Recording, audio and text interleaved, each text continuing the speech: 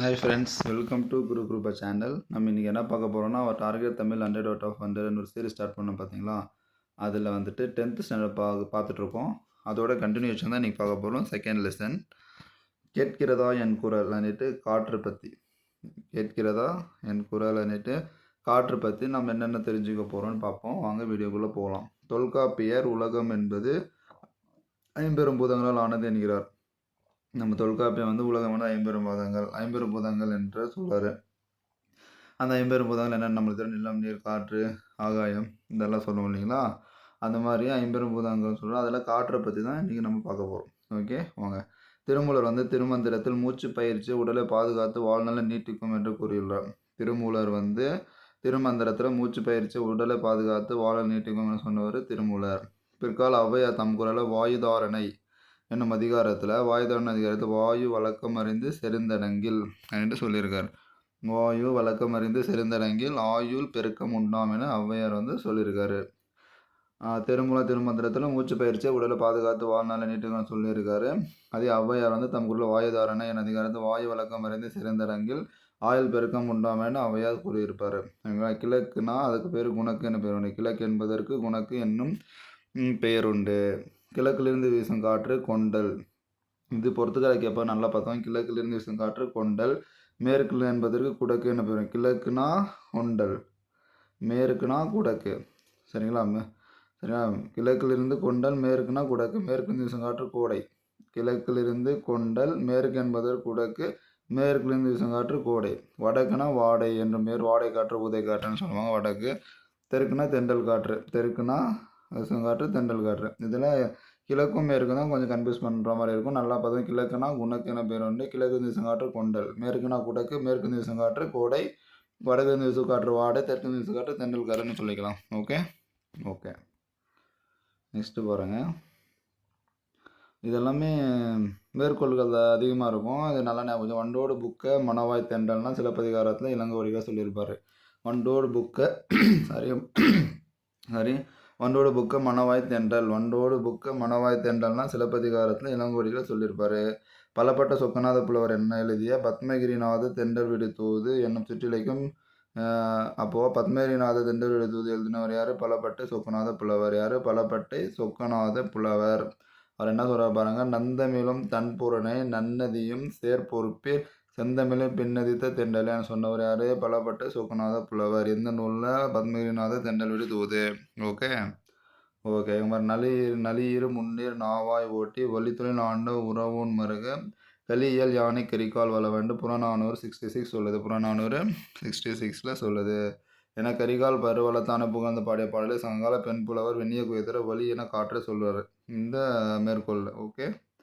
Okay கிரேக்க அறிஞரான Hippalus என்றவர் 1ஆம் நூற்றாண்டை சேர்ந்தவர். பருவக்காற்றோட பயனை உலகிற்கு உணர்த்தினார். கிரேக்க அறிஞர் ஹிப்பாலஸ் என்றவர் 1ஆம் நூற்றாண்டை சேர்ந்தவர். பருவக்காற்றோட பயனை உலகிற்கு உணர்த்தியவர். இங்கே தென்மேற்கு பருவக்காற்றுன்னு எப்போ போனால் ஜூன்லேருந்து செப்டம்பர் வரைக்கும். அதே வடகிழக்கு பருவக்காற்றுனா அக்டோபர்லேருந்து டிசம்பர் வரைக்கும். இந்தியாவிற்கு தேவையான மழை வந்து தென்மேற்கு பருவக்காற்று தான் தருது. இந்தியாவிற்கு தேவையான மழை வந்து 80% தென்மேற்கு பருவக்காற்று தான் தருது. காற்றோட ஆற்றலை வலி மிகின் வலி இல்லை ஏன்னா வலிமிகின் வகை. காற்றோட ஆற்றலை வலிமிகின் வலி. இந்த வலினா ஐயோ வலிக்குது என்ற மாதிரி ஐயோன்னா ஐயோர் முடவனார் புறநானூரில் சொல்லுது. வலிமிகின் வலி இல்லைன்றது சொல்லுது புறநானூர். யார் சொல்கிற? ஐயூர் முடவனார். வலினா ஐயோன்னு கற்றுவோம். அது ஐயூர் முடவனார் ஞாபகம் ஷார்ட் கட்டாக. ஓகேங்களா. ஓகே நெக்ஸ்ட் வந்து பாருங்கள். கடுங்காற்று மணலை கொண்டு வந்து சேர்க்கிறது. கடுங்காற்று வந்து மணலை கொண்டு வந்து சேர்க்குதுன்னு காற்றோட வேகத்தை யார் சொல்கிறாருன்னா மது நிலகனார். யார் சொல்கிறா? மது நிலகனார். அதுவும் புறநானூறு தான். ஓகேங்களா. ஓகே.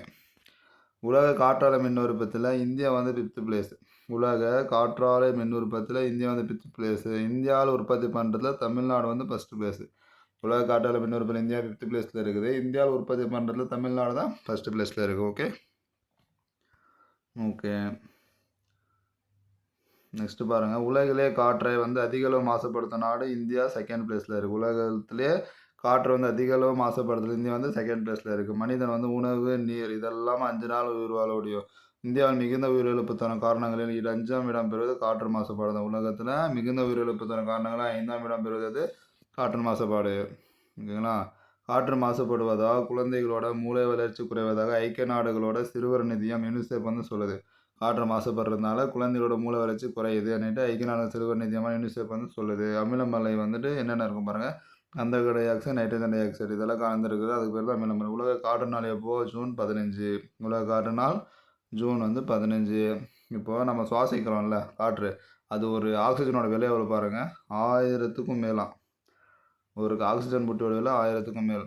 இப்போ ஒரு நம்பர் குளோரோ ஃப்ளூரோ கார்பனோட ஒரு மூலக்கூறு 1,00,000 ஓசோன் மூலக்கூறில் சிதைத்து விடுதான்.